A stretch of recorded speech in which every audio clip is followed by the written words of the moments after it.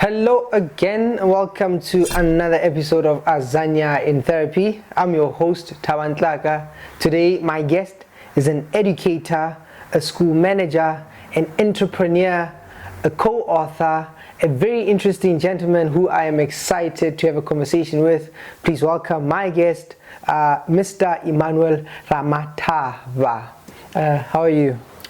I am doing great, Thabag, and I'm excited to be here, I must say. Yes, I'm also excited, as we are a co-author. We both contributed to this wonderful book, Real Life and Business Minds, and actually your chapter follows mine.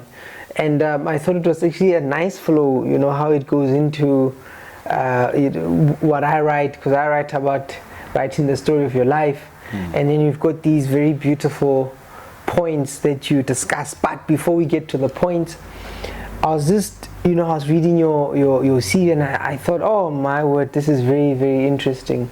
And the first thing that jumped to my mind when I read your CV was that, right, you're a school manager and at a Hor School. Yes, that's Hor School actually. So how's your is it a dual medium?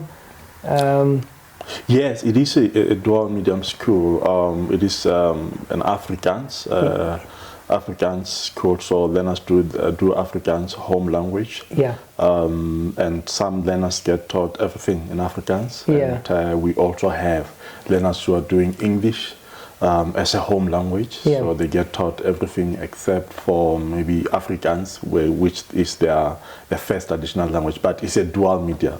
Wow, that's interesting. And the reason why that jumped at me, right?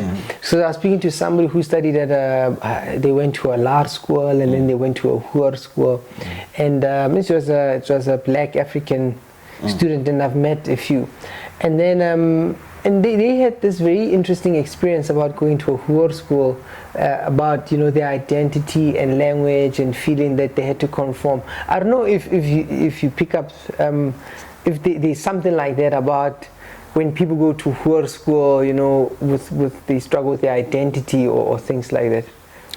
Yes. The name itself, tells you that it has an Afrikaans background or culture. Yeah. And most of the Hor schools were established long time ago. So it's unlikely for us to discuss a Hor school that would have been established after 1994. So they've got this culture, rituals or things that are embedded in them, and which is more Afrikaans culture. Some of the things people will not be able to teach you with ease. They will just assume that if you see us doing, then you will be able to catch on this culture. And yes, the beliefs in those culture are predominantly from the Africana culture, as it were. Yes, there is that element of it, depending on of course schools are different. So in my case, we have got predominantly black students, and the school is transforming a bit, because the majority of learners are black, and most of the things that we will do are changing from being predominantly what the white African learners will do to what black kids would prefer. Okay, no, but finally on this one, I mean, I think I want to do a whole segment on the learners who go there and what happens when they. But just finally on this part though, but for you, the adjustment, and how did you adjust getting there, working there? Did you find it relatively easy, or was it challenging for you? I must say that it was not as difficult as one would think. It may be. I'm from rural area. When I started my teaching career, I started in rural area, that is in Nkandla. And but not the KZN. The KZN. The KZN. Yes. Okay. Wow. Where the mention is. Yes, not very far from where our former president stayed, basically. So I transitioned from rural area, and then I went teach in a location in township in Tembisa. And from there I went to a Midrand High School, which used to be a dual medium at some point. So that transition allowed me to actually learn a bit of, you know, how to work in a diverse environment wherein you have got, you know, African speaking people, we have got, you know, different cultures. So when I sat there, it then, you know, I learned a bit, transitioned a bit, and then I went to Architectural College in Kekni, which is an independent school. And again, diversity there was very enriching. So when I finally now had to head a Hor School, that transition was not that difficult as it were, because already the dynamics in the staff room of a diverse environment, I already know how to maneuver around it. I already know how to lead even in those contexts. Okay, no, wonderful. And speaking of which, then, I mean, you talked about, you know, how you studied education, right? But you talk about you wanted to be a doctor, right? Yes. And is that where the chemistry came in? Because you there's a bit of chemistry. You did a BSc there. You did also business management. And how come the reason I ask, right? So now you are an educator, but you it's like when you studied, was that always your initial goal? To be an educator? No, not at all. So what happened? I never wanted to be an educator, I must say. Yes, when I was, I wanted to do medicine, and it was either medicine or mechanical engineering. Those were the two courses, and I had done research, I had applied in institutions, and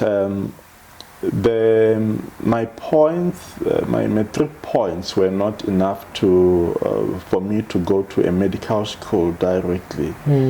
And I had to study BSc. So at that time, we still use the post office.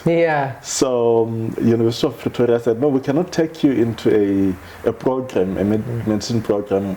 Rather, you can study BSc with us, and thereafter you will go into medicine. And the same with the University of Natal then. I then said to myself, you know, this communication, unfortunately, this is where the post office story came. This communication reached me very late. At that time, I had went to Univen and said, you know what, I may as well enroll for BSc here. So I couldn't take those opportunities. So to cut the long story short, I then studied BSc. Still, the intention was to say I will then, go study medicine after completing my BSc. So when I completed, I still recall I applied at Medunsa. Still, the response was no. We cannot take you. And I don't know what the reasons were then. And I said, look, if this is the case, let me go find employment with the qualification that I've got. And if chemistry does not give me a job, then I may as well venture into business. So, and whilst I was working at UNISA, a student that I was assisting said to me, we are looking for educators in KZN, and wouldn't you want to work as an educator in KZN? By that time, I was working in the lab, just assisting students, preparing samples and so forth.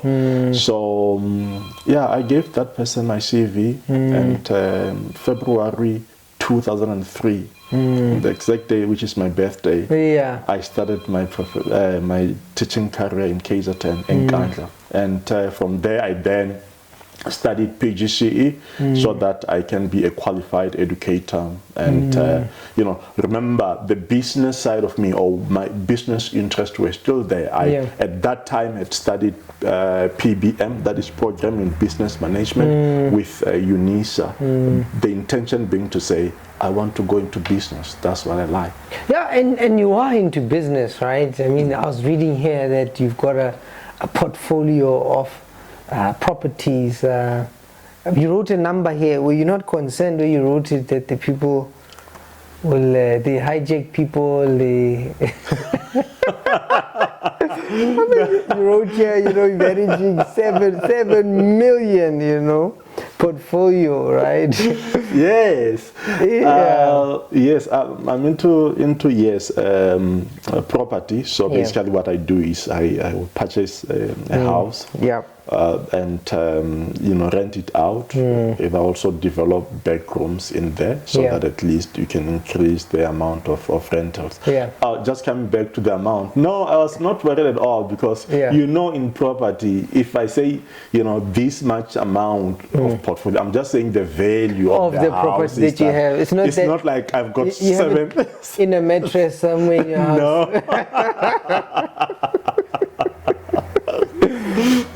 You didn't stuff it in the sofa, so they must leave you alone. No, they must just leave me alone. No problem. So, but that's interesting. I mean, so that's what I noticed that you did that. You study chemistry, you go into business. But I mean, as an educator, as a true educator, you read, right? I was reading the list of books that influence you and the authors. I remember a thought came to my mind. I went it was a couple of years ago.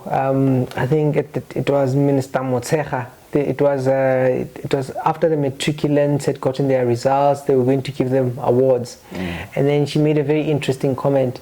She said that 5% of South Africans read books after post-matric. Only 5% read.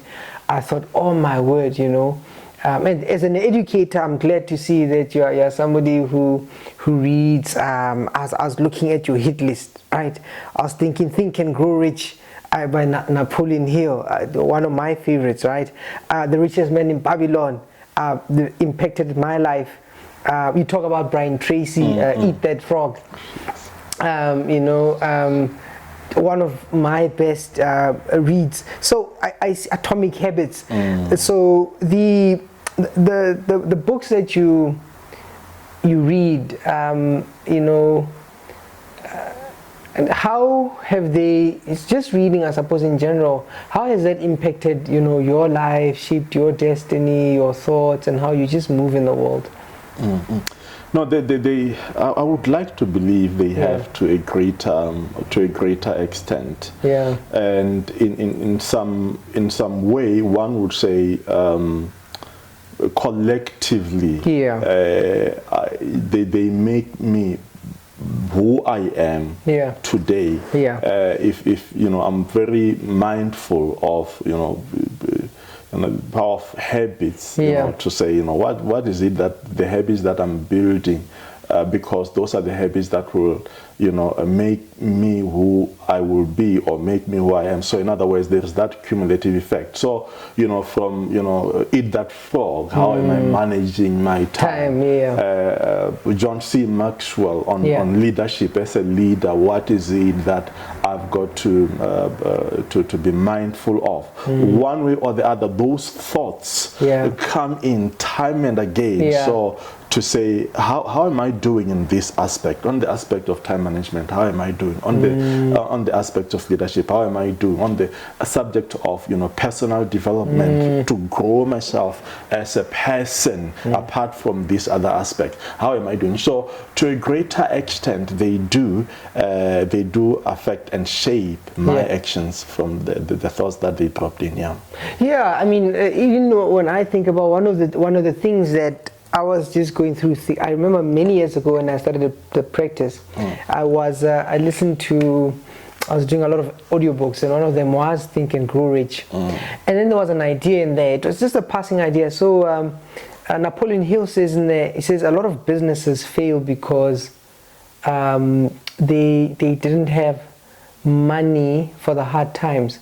So a lot of people go into business and they don't imagine that there might come a winter in your business, and so you need to have something in the bank so that if a hard time comes by, you're able to survive. Just that simple idea, I'm like transformed the way I work, because I did have some hard times, and because I'd gotten that idea, it actually helped me. So it's interesting how just reading and ideas can actually change one's life, you know. Yeah, brilliant. I'm just like, if you going back to Eat That Frog by Brian Tracy, to say, you know, you look at when you plan your day, what is that one thing that you will make the most impact, and you are dreading doing? You go there and start with it in your day. That will make all the difference. And you know, when I prioritize things as a school manager, of course there are many things I ask myself, you know,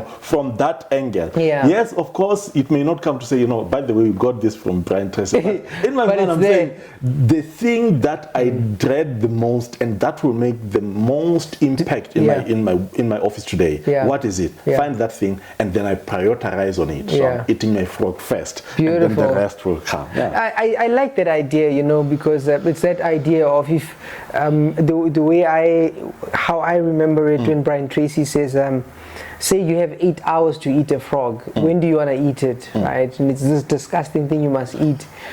Would you wait until the end of the day? If you wait till the end of the day, then you have to dread it. You have to dread 8 hours of eating this thing. But if you eat it very early, you've got the rest of the hours to enjoy. Beautiful. Maybe it's a nice way then to go into, because when you read, we write, right? So there's a lot of reading that you do. You've then written a chapter, right, and connecting the dots. You open up with Steve Jobs' thoughts, right? Like, things don't make sense, you know, as you are doing them, but in hindsight we are able to connect the journey. You talk about 4 principles, right? Maybe let's talk about those.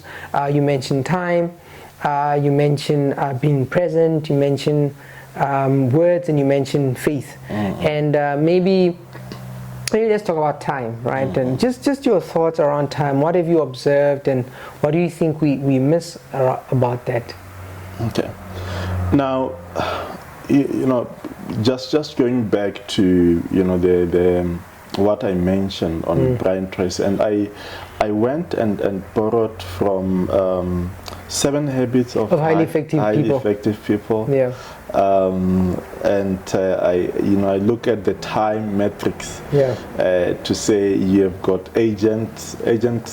The first window there is agent and important, and you've got the second one is agent and not important. Yes, I look at that matrix, and I say, you know, it is important that we, you know, one structure one's time based on, you know, a sort of a model, and from where I'm standing, that model works. We cannot manage time, but we can manage activities that we do within that time. And I think from where I stand, you know, many people give up. I've learned many people give up on issues of time management because they don't, at the beginning, they may struggle with, you know, adapting to the model that they're using, and think, no, let me just, you know, give up on this. And consistently over the past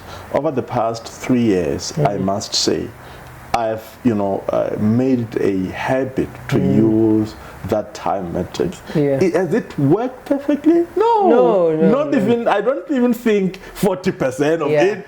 But at least I've got a model within which I'm working. At least I've got a structure, and that has made all the difference. How do I see the difference? I see a difference in having a little bit of balance. You know, I can say, okay, fine, these are the priorities for family, these are the here and now for job, and so forth. So at least I'm working with something, rather than to just say, you know what, all this is a priority, and when everything is a priority, nothing is a priority. So that's the thing. So in a way, the most important thing is to say, have a model, something that you can use as a basis or as a foundation of your time management. If you work on it and not give up, that will, you know, yield fruit. That will yield result at some point. So that's the basic. You have to say, have a sort of a model. I think that's beautiful. I mean, you also talk about Kairos time and Chronos time, right? Maybe to elaborate on that a little bit. Yes, on that, it's something that I learned when at church. Yeah. So an appointed time, yes. And this is the time, the appointed time. This is the time wherein things just fall in together to say that yes, you are doing it for these things are going to work well in this time, and then Chronos time, that's the time which you say yes, this is the time that I'm using. So the important thing there is to say we should be able to understand that there's an appointed time for doing something. And let's not miss that. The here and now. I think it also goes to that to say, let's understand the here and now and maximize the here and now. If I'm here and I'm doing this is an appointed time, let me maximize that. So that's in a nutshell what I wanted people to understand. Yeah. Do you listen to Kanye West? No. Okay, in any case, I wanted to say he's got a very beautiful quote about, but he's doing an interview, he's got, with all these controversies though, but he says time is the only luxury, and that thought that we actually miss the time. I think about it because I do a lot of grief work, and that has sobered me up a little bit. Like I notice how we think we have a lot of time. We think there are so many things to do, but when you actually study the life of a person, we have a couple of decades to do certain things. So I think it helps a person to think very early in life, like, but what are the things that are my priorities? John Maxwell talks about. I think he talks about. He says, you think about, if you had to die, right? What are the things you'd want on your list or on your tombstone? Entertain that and prioritize those things. I think Warren Buffett has a similar idea. He says, write down a list of 25 things you want to do. Pick those 5 and focus on those. When I think of, there's a Chinese proverb, it says, so one of these Asian proverbs, I'm not sure if it's Chinese, it says, last night I dreamt of 1,000 paths, but in the morning I took one. And it's that kind of thinking when we think about time, that we don't have the time to actually do everything. So it does help to have priorities, to know what's urgent, that yes, there are many things I could do, but not all these things that I can do are beneficial or are important or deserve my energy. So when I read that, I thought this was beautiful. And the other thing you mentioned is faith, right? And I found it interesting that you started with Steve Jobs' quote. And when I was reading the faith part, I was thinking, but part of also what drove Steve Jobs was this belief of, he's going to create something that hasn't existed, something amazing. He believed. You tell a story about believing, and the things that we believe set out our story. Maybe to say a little bit about that, about why does it matter? How does faith help us in terms of making the most of our lives?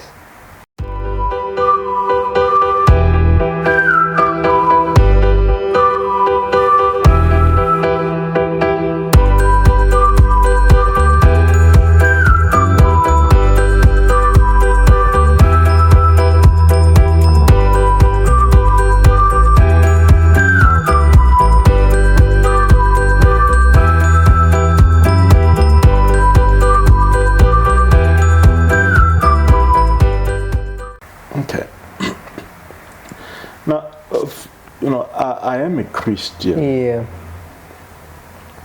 Now, one of the cornerstones, I think is the cornerstone of all religions, yeah, and Christianity being one of them, is belief. A belief that things are going to turn out well. It may not make sense now,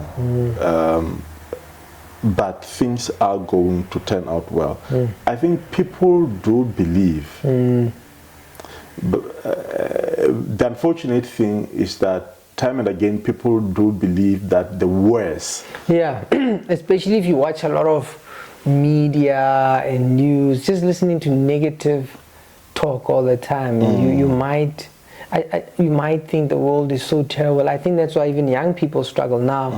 They are so exposed to just negativity, and then I think they just believe that's the world, you know, it's just doom and gloom. And then of course, if that's what you believe, then it becomes very difficult to live life. Yeah, so when I start that chapter, I start by defining what faith is. Yeah. And, you know, a substance of things hoped for. Substance of things hoped for. So you are hoping for this, but you are saying, you know, you're thinking tangibility of it. And that's something which, you know, has the potential. In fact, it shapes one's outlook in life to say, what is it that I am believing for? And, you know, how does our faith then get filled? And I so believe that, you know, exposing ourselves to positive things in the area of our interest and holding dearly to that belief to say that I'm hoping for this and this which is positive will happen in my life. So, you know, by so saying, you know, when I look at my journey, I realized that had it not been for the faith that, you know, either through the church and the upbringing at home was built, I wouldn't be where I am. There are things that would have happened in my life and I would have lost faith to say this is the path that God has created for me. I'm just thinking, you know, going to Nkandla without knowing anyone. How was your language? How was your Zulu? I didn't know any Zulu. Venda speaking man to Nkandla. Yeah, no, I my language was I couldn't speak one word in Zulu. Wow. For the first couple of weeks, I had to use English, and you're in deep rural KZN, wherein when you know, use English. You didn't hear utin lo. And like, an interesting thing will happen in class and you'll be teaching. After a 30-40 minute lesson, and then at the back of the class will put up a hand and say, Tisha, Angiza. And it was, from where? Tisha, Kale. And you have delivered this lesson, you have outdone yourself from this lesson, and this child is telling you, start from the beginning. You see, but the beauty of it is, you know, when that happened, you know, you are then able to learn the language. And say, I want to help these learners. How do I do that? Let me learn this language. And kids are very good teachers. So they're a bit kind. You know, they will teach you and enjoy it and become part of the thing. But I had to keep my belief in there, a faith that, you know, this is the season to be here, to learn this skill.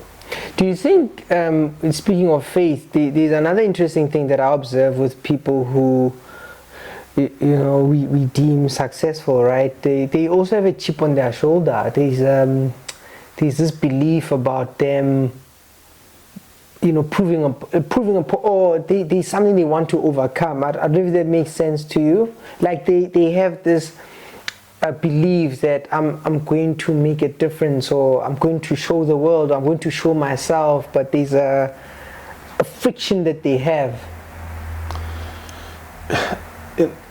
Yes, I think if I've got to reflect, you know, with myself, I look at the background and say, you know, there's interesting enough, you know, I didn't cover this in my book. There's this incident that happened when I was still in high school. An educator said to me, you come from this village.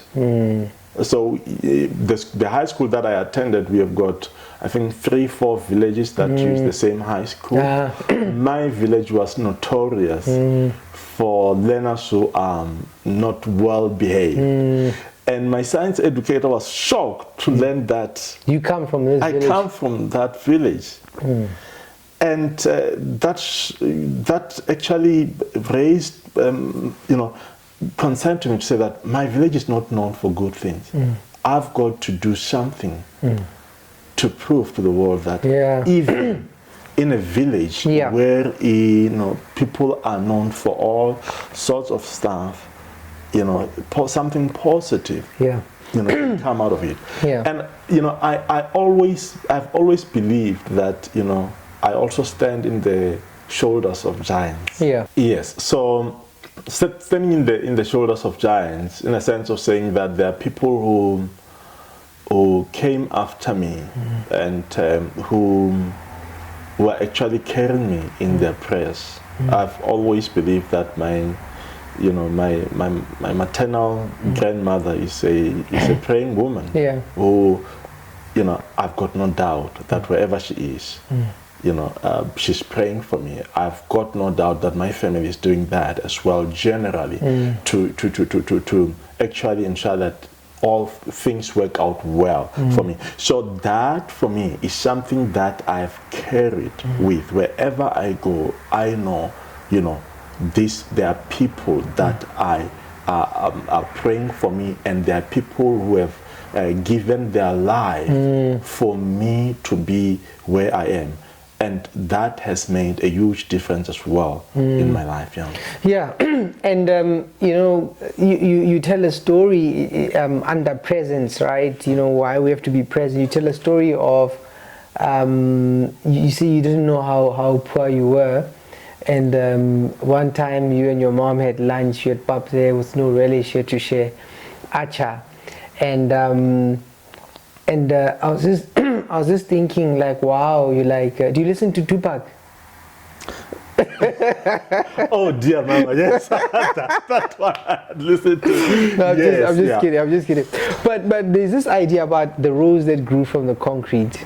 Tupac says that so I was thinking that, you're like a rose that grew from the concrete, right? But I suppose with being present, right? Just your thoughts on that, just taking in the moment, being able to, I think you quote, the quote says,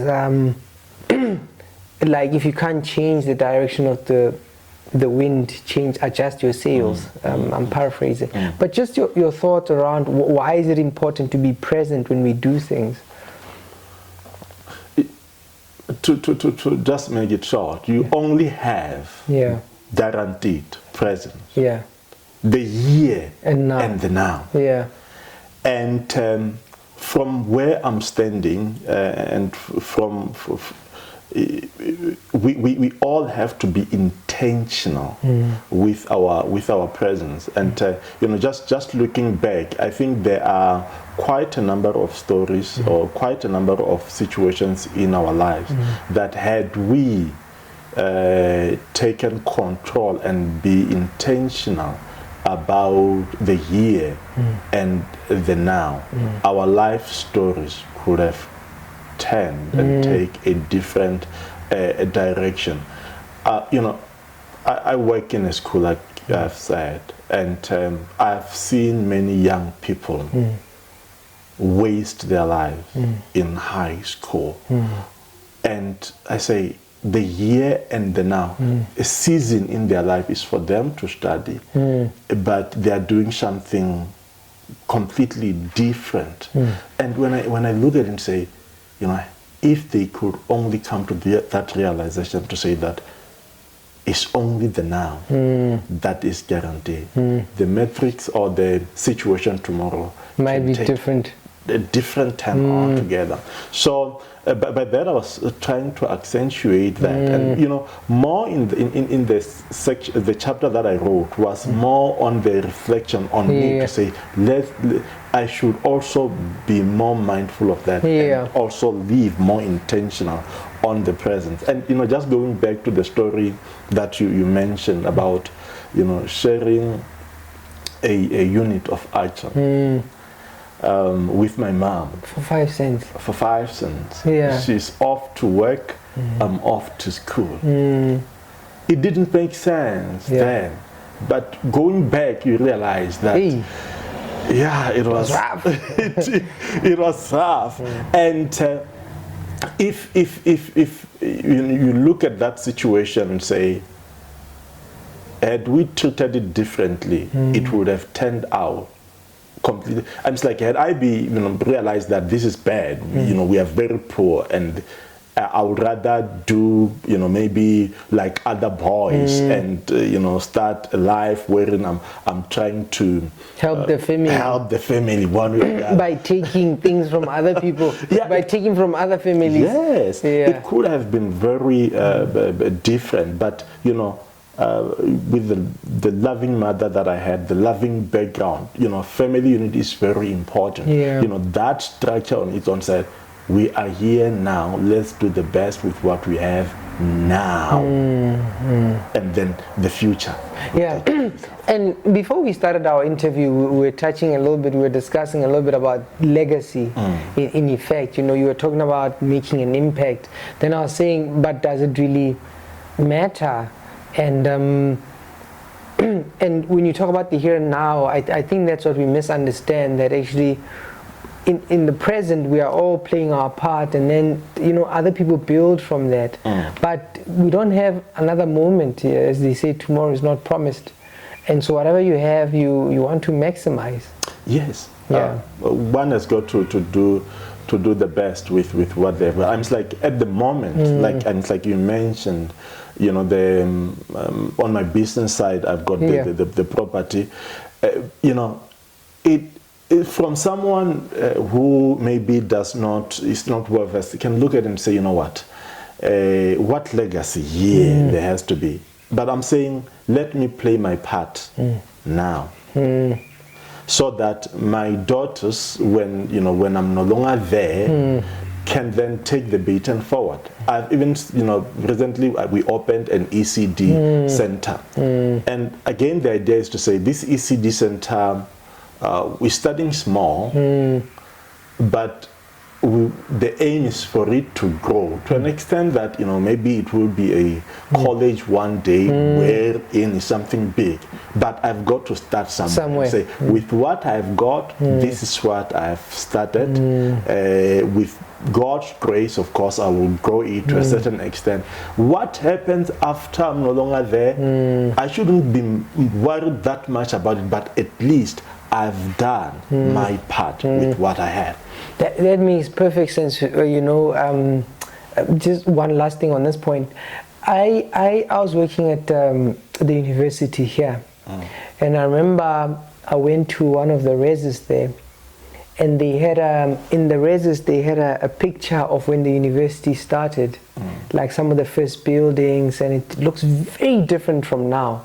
And I was wondering, when those people started it, did they imagine that whatever they are starting will look the way it looks now? And I don't think so. I think what they did is they did their best, and other people came and built on that. So that makes sense to me.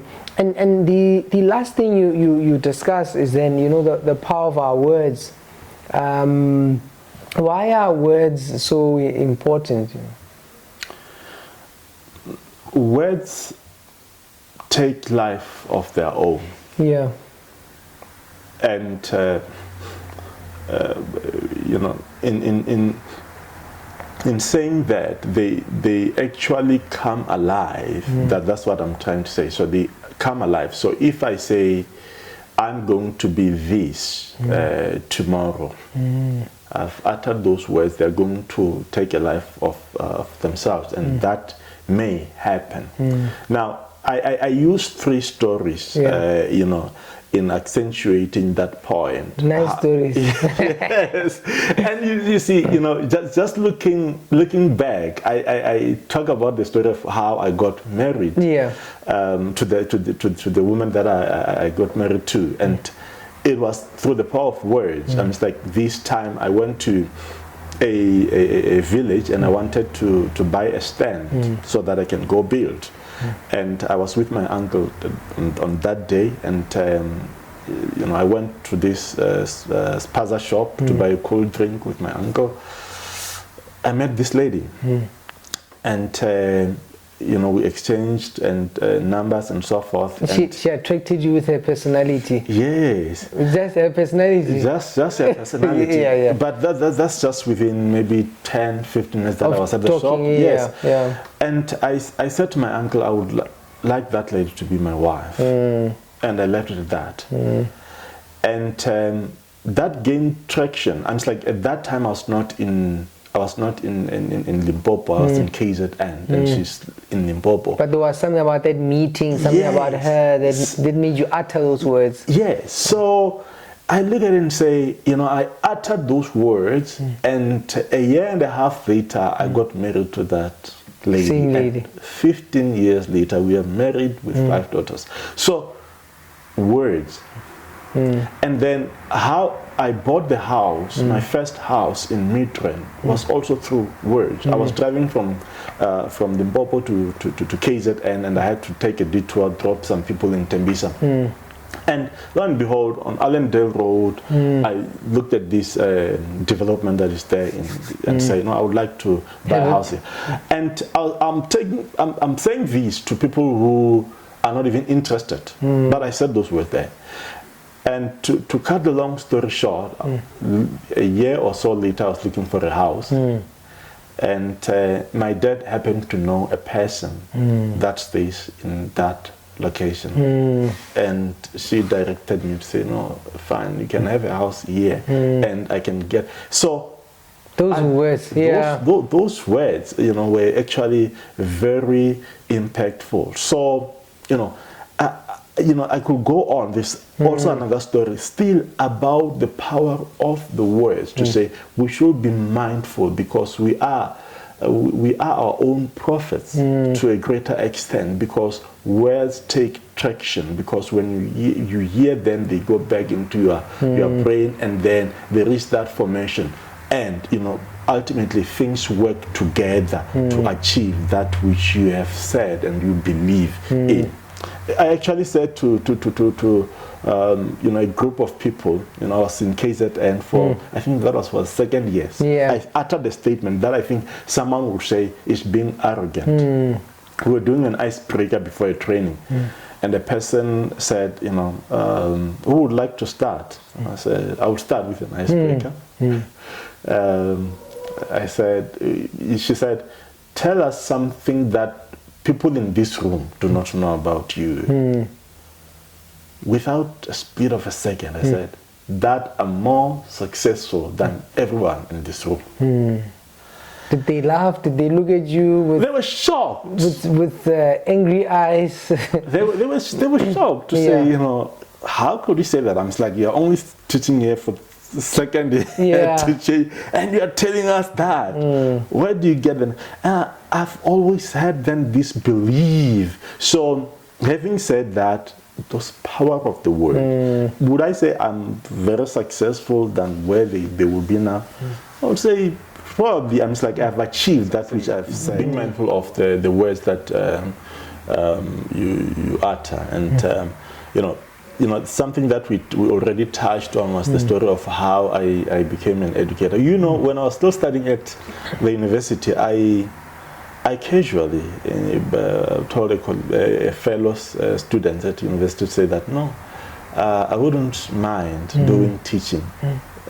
You know, although in studying my BSc, I wanted to study medicine, but you know, casually saying the word, you know, you can study, I wouldn't mind studying teaching whilst I was still doing BSc. When I look back, I'm an educator today because I uttered those words left your mouth. Yes. Yeah. I mean, I can relate to that. I'm just thinking of two things. That when I was in university, maybe a story for the young lady here was. So when I was doing my first year and second year, so I had this thing. When I took my bag and I put it on, we used to have these. You know, when you arrive at university, you've got these school bags. They are back now because of laptops, but at the time for us, it looked very bad. So when you get to university, you see they had these ones that came on the side. So when I put on that bag, I would say, I'm going to be a psychologist. The psychologist is walking out the flat. The psychologist. I sounded a bit. Maybe arrogant or maybe unstable, but it's like I knew something, so then I would always utter that. The other thing was we used to do these network marketing, did some network marketing, and we went to this conference. I remember one of the speakers said, dreams are for free, dreams are for free. I just dream the whole day, they are for free, I dream the whole day. I think words are the same. I think as a person you want to be repeating those things, like you think about where your life wants to go, and that's how you talk, that's how you carry yourself. And life takes on that shape because it seeps into your subconscious, and what's in your subconscious manifests because that's what you do. It directs your actions. So I can relate to the point that you make.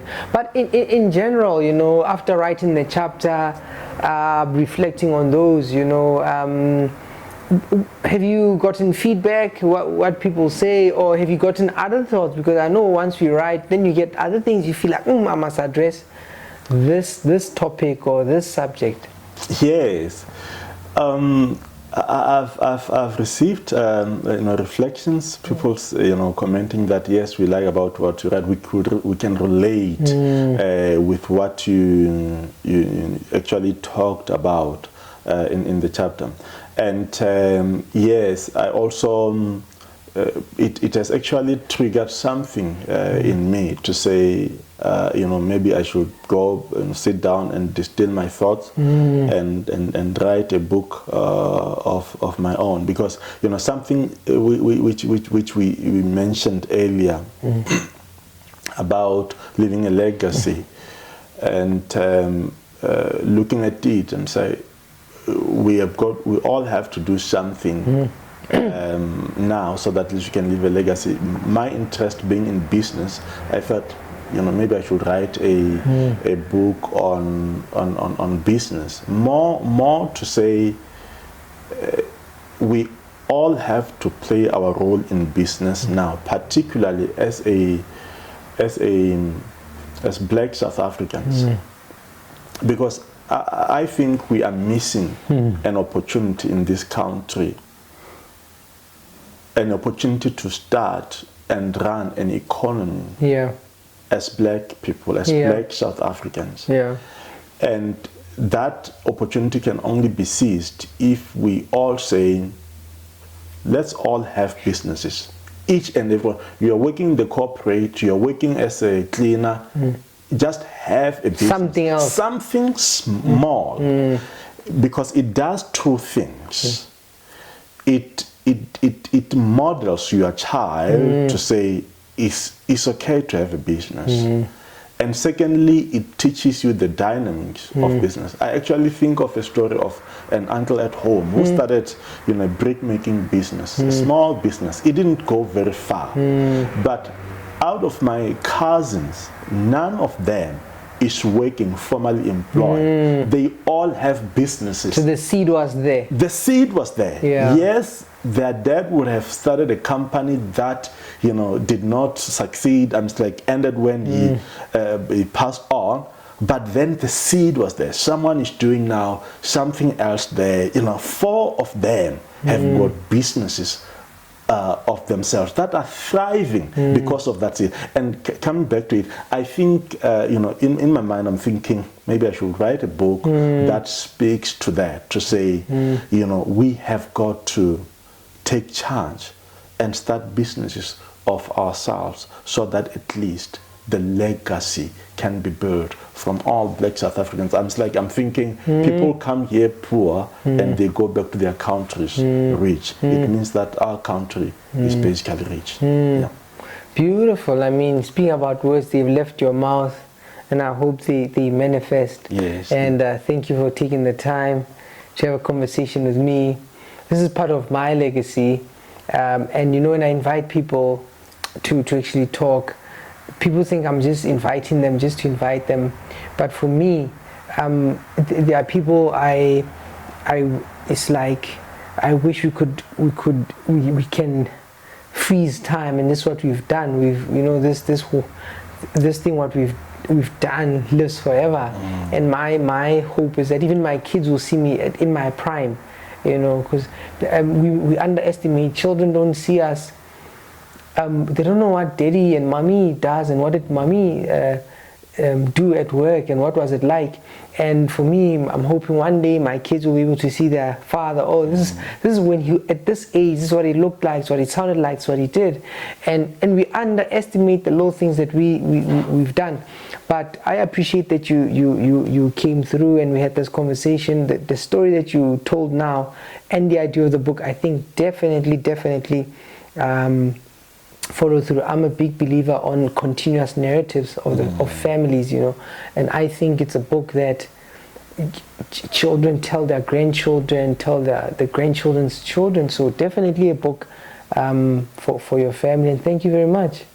Thank you so very much. I really appreciate being invited, and I've thoroughly enjoyed myself being here and sharing the stories, and I look forward for many interactions of this nature. Thank you.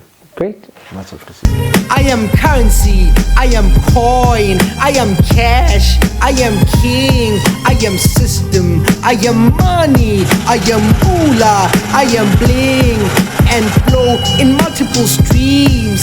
The active and passive, Kizaga, call me the pivotal capital. I am comfort, I am friend, I am dreams, I am goals. Security, call security. I break hearts, I build homes, I make things. I am portable power.